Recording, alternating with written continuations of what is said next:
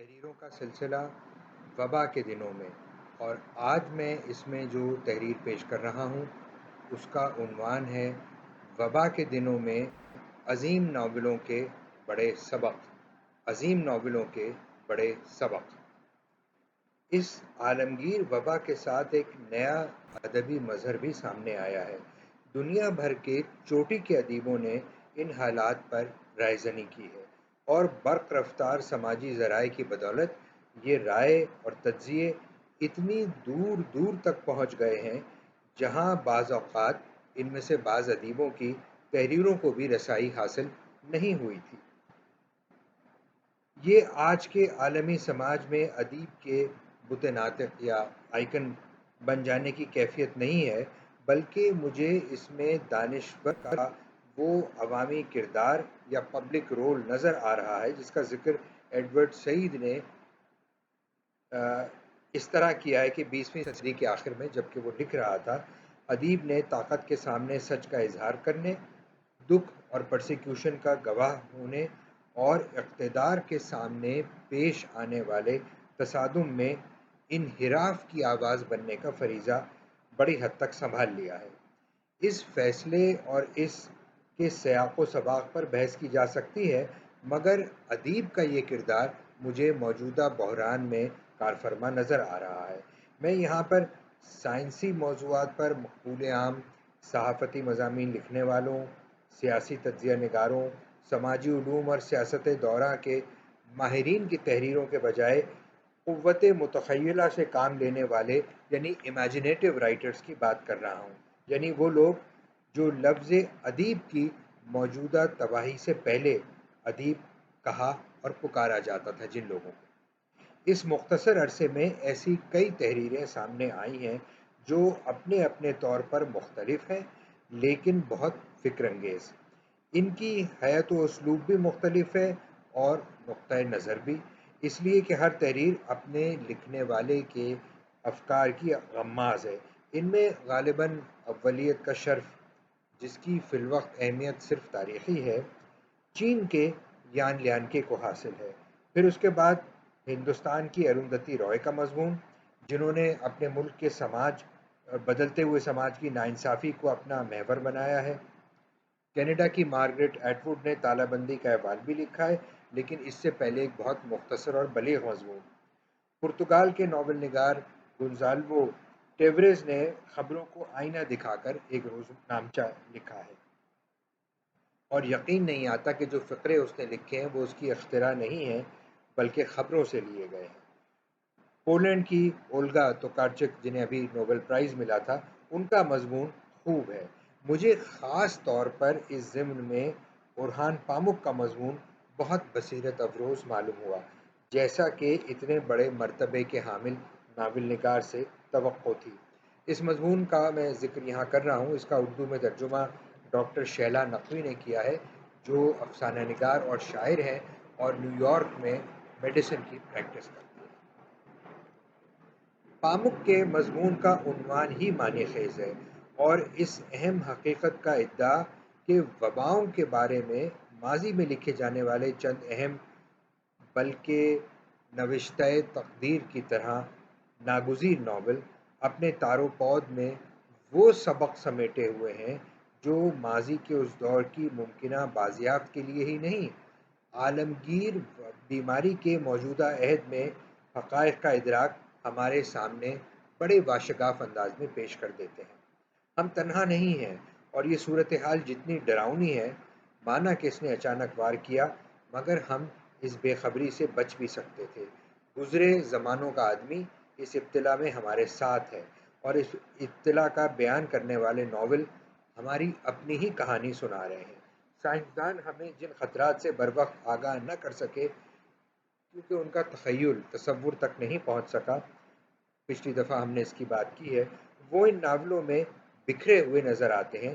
وہ خطرے انسانی ابتلا کا حصہ جو ان قصوں کا موضوع بن کر ایک نئی حیت اختیار کر گیا ہے، ایسی حقیقت جو موجودہ بحران کی تفہیم کا راستہ کھول دیتی ہے۔ پامک کے مضمون میں وہی چند متوقع اور جانے پہچانے ناموں کی گردان نہیں ہے۔ کامیو کے ناول کا اس نے بہت مختصر حوالہ دیا ہے، یہ ضرور ہے کہ احترام کے ساتھ۔ وہ مارکیس کے ناول سے بھی زیادہ مروب نظر نہیں آتا۔ اس کے تجزیے میں اہم ترین ناول انگریزی کے ڈینیل ڈیفو کا طاعون کے سال کا روز نامچہ قرار پاتا ہے۔ وہی ناول جس کی اہمیت کا اقرار خود مارکیز نے بھی یہ کہہ کر کیا تھا کہ اس نے اس کتاب کا گہرا اثر قبول کیا۔ ڈیفو کے ناول کا نام یہاں دیکھ کر مجھے بڑی خوشی ہوئی، جیسے کوئی پرانا دوست مل گیا۔ میں نے یہ ناول حال ہی میں دوبارہ پڑھا ہے۔ دراصل میں نے لڑکپن میں یہ ناول ڈیفو کے ایک اور ناول مال فلنڈرز کی جھونک میں پڑھ ڈالا تھا، اور کچھ مایوس سا ہو گیا تھا کہ یہاں قصبیوں کی چھین جھپٹ اور کھل کھیلنے کے واقعات نہیں ہیں، بلکہ ترشروئی کی حد تک سنجیدہ ہے۔ اس کے طویل بیانیے میں نہ ابواب کی تقسیم نظر آئی کہ وہ جیسے بے صبر قاری کو رکنے کا موقع ملے، اور نہ ثانوی کردار۔ اب اندازہ ہوا کہ یہ سب غیر ضروری تھا۔ انگریزی ادب میں ناول ادبی صنف کے طور پر اعتبار قائم کر رہا تھا، اور افسانوی بیانیے میں صحافت کا سا خبر کی ترسیل والا انداز سچ کے التباس کا اہم ذریعہ بن گیا۔ کرداروں کے بجائے جغرافیائی اور سماجی تفصیلات وبا کو کردار سے بڑھ کر ایک مرئی شکل عطا کر دیتے ہیں کہ ہم اسے بڑھتے پھیلتے ہوئے دیکھتے ہیں۔ آبادی کے تخمینے، یعنی آبادی میں ہونے والی اموات کے جائزہ، بلز آف مورٹیلٹی، جو پہلی دفعہ میں مجھے اکتاہٹ بھرے معلوم ہوئے تھے، اور میں یہ سوچ کر ان کو نظر انداز کر دیتا تھا کہ ناول میں بھلا ان نقشوں کا کیا کام۔ بیانیے میں افسانویت کو حقیقت کے طور پہ اب اندازہ ہوا کہ یہ سامنے لے کر آتے ہیں۔ میں سوچتا ہوں کہ ڈیفو نے یہ اعداد و شمار کسی پرانے دستاویزی ذخیرے سے حاصل کیے تھے یا یوں ہی گھڑ لیے تھے، مگر یہ افسانوی بیان کو مزید مستحکم کر دیتے ہیں۔ کیا ایسے اعداد و شمار غلط بیانی کے زمرے میں آ سکتے ہیں، یا کوئی شخص ان کو فرض کر سکتا ہے؟ یہ سوال آج کے ہمارے معاشرے کے ان مباحث میں گونج اٹھتا ہے کہ فلاں مقام پر اعداد و شمار محض ایجاد و اختراع ہیں، ان کو پڑھایا جا رہا ہے، ان کی کوئی حقیقت نہیں۔ ڈیفو کے بیانیے میں ایسے شبہات ابھرنے نہیں پاتے۔ یوں ناول کا صنفی پیرایا وبا کے اظہار کو بھی اپنی جگہ مستحکم کر دیتا ہے۔ ناول کی نوآموز صنف کو ڈیفو اپنے ذرائع اور مقاصد کے مطابق موڑ سکتا تھا، اور یہ تاریخی موقع اس کی فنی کامیابی کا ایک حصہ بن گیا، کچھ اسی طرح جیسے اس سے طویل فاصلے پر واقع اور اس کی بعض تحریروں سے مبینہ طور پہ فیض اٹھانے والے نذیر احمد کے لیے توبۃ النصوح میں ایک اور شہر میں پھیلنے والی کسی اور بیماری کی وبا نے فراہم کیا۔ اس طرح کی باتیں میں الیکساندرو منزونی کے اطالوی ناول کے بارے میں نہیں کہہ سکتا، جو پامک کے مضمون کا دوسرا اہم ناول ہے۔ منزونی ایک مضبوط اور ڈھلے ڈلائے راستے پر گامزن ہے، اس لیے اس کا بیانیہ مربوط اور کردار شخصی صفات سے مزین ہے۔ ناول کا پیرایا اتنا استحکام حاصل کر چکا ہے کہ منزونی کے لیے اس مبنی بر اخلاق عظیم سبق کو رقم کرنا زیادہ سہل ہے، جن کا حوالہ پامک دے رہا ہے۔ ناول کے اس وقت تک تیار اور پختہ ہو جانے والے راستوں پر چل کر منزونی حقیقت کا نقش تیار کر لیتا ہے، اور واقعات کے اس مسلسل بہاؤ میں وبا بھی اسی روانی کے ساتھ شامل ہو جاتی ہے، جیسے زندگی کے دوسرے واقعات۔ زندگی کی روانی کا یہ احتمال منزونی کی کامیابی ہے، اور وبا کے واقعات و اسباق اس کا ایک حصہ۔ ناول کے پیرائے اور اس میں زندگی کی حقیقت کا شائبہ پیدا کرنے کے علاوہ وہ بڑے سبق کیا ہیں جن پر پامک نے عنوان کی بنیاد رکھی ہے؟ پامک نے لکھا ہے، منزونی نے دکھایا کہ طاعون کے تیزی سے پھیلنے کی وجوہات میں ناکافی حفاظتی تدابیر، ان کے نفاذ میں تساہل، اور ان پر عوام الناس کا کان نہ دھرنا شامل ہے۔ طاعون سے بہت دور آج کے کورونا وائرس والے اس دور میں پاکستان میں یہ سطریں پڑھتے ہوئے ایک جانے پہچانے تجربے سے گزرنے کا احساس ہوتا ہے۔ کچھ بھی تو نہیں بدلا سوائے وائرس کے نام کے۔ ہم انہی کیفیات کو دوبارہ بھگتنے پر مجبور ہیں، اور واویلا کر رہے ہیں کہ نئے انجانے وائرس نے آنن فانن پکڑ لیا، ہم واقف تھے نہ اس کے لیے تیار۔ ہمیں ڈی فور مینزونی کو پڑھ لینا چاہیے تھا۔ پامک نے مضمون کے شروع میں کہہ دیا ہے، اس کا اقتباس: انسانی تاریخ اور ادب میں وباؤں کے تذکرے میں جو مماثلت دکھائی دیتی ہے وہ ان کے پیدا کرنے والے جرثوموں اور وائرس کی وجہ سے نہیں، بلکہ اس لیے ہے کہ ہر دفعہ ہمارا رویہ وبا کے بارے میں وہی ہوتا ہے۔ وباؤں کے انکار سے لے کر افواہوں کی فراوانی اور عوام میں پھیلنے والے اضطراب کا ذکر کرتا ہے پامک۔ اس کے مطابق وباؤں کی تاریخ اور ان کے بارے میں لکھا جانے والا ادب ہمیں دکھا دیتا ہے کہ دکھوں کی انتہا، موت کی دہشت، مابعد الطبیعاتی خوف اور عوام الناس کے مافوق الفطرت تجربے ان کے غیظ اور حکومت کے خلاف جذبات کے محرک تھے۔ یہ لکھا ہے پامک نے۔